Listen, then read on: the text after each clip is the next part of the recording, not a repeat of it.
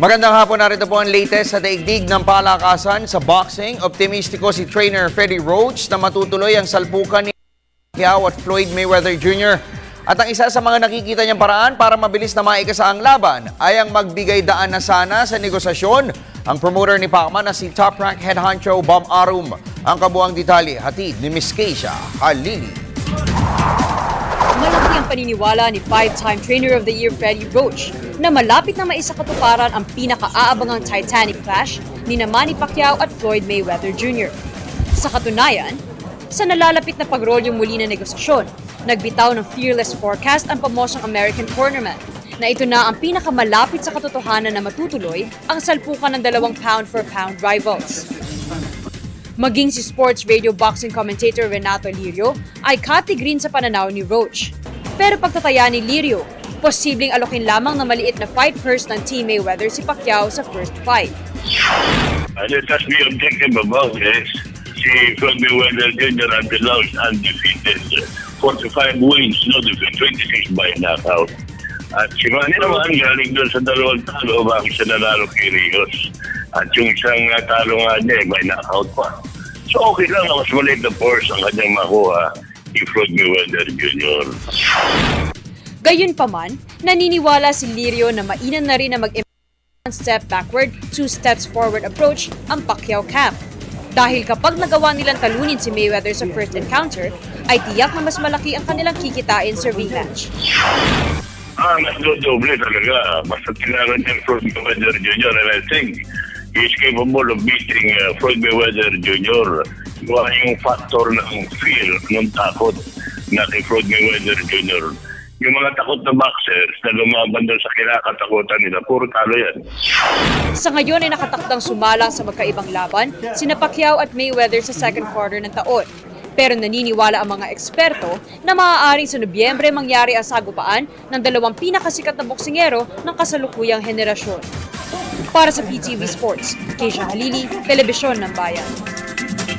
Samantala, handa naman ang Rain or Shine Elasto Painters na harapin ang dalawang tigasing teams ng PBA Philippine Cup. Ito'y dahil na rin sa patuloy na pag-angat ng kanilang performance kung saan hawak nila ngayon ang 4-game winning run sa elimination phase ng season opening tournament.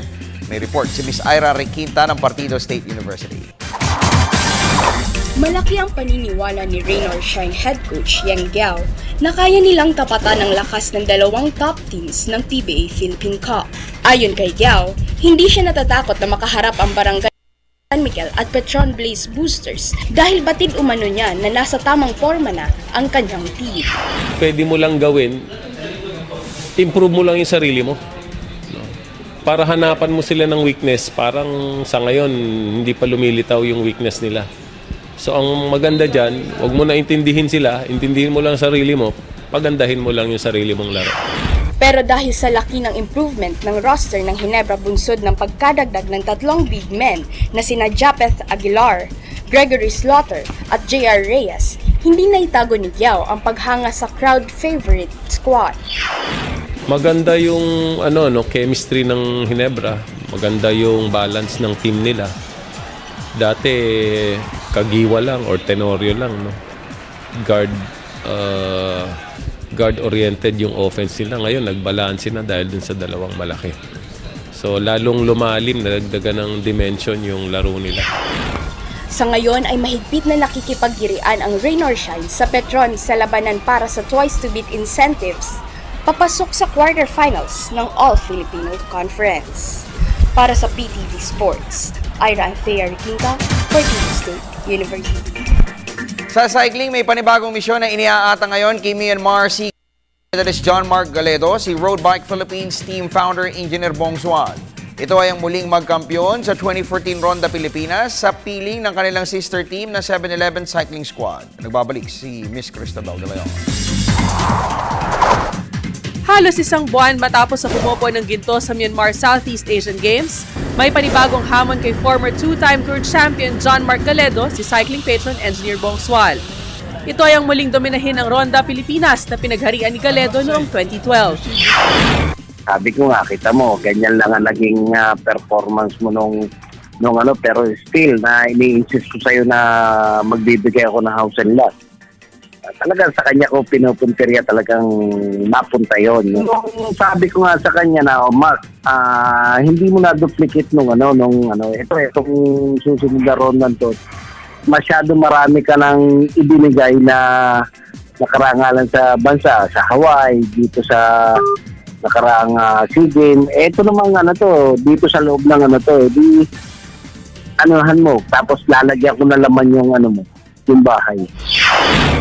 Sa mataas na kondisyon at inspired life ni Galedo, naniniwala si Sual na dumoble ang kumpiyansa sa sarili ng kanyang prized pedal pusher.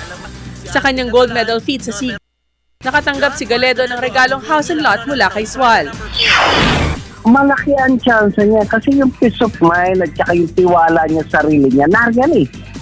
Palagi ko kaya niya makuha, maibawi yung pagiging champion ng Ronda Philippines. Bless nga yung batang yan eh. At mabait naman eh.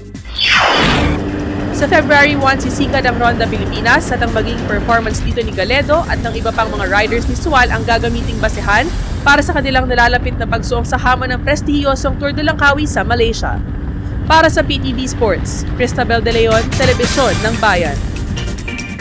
At yan po muna ang mga latest sa daigdig na palakasan. Kung kayo po nabitin, tumutok sa amin mamayang alas 5 ng hapon sa PTV Sports. Ang po niyo ni Coach Snow Padua.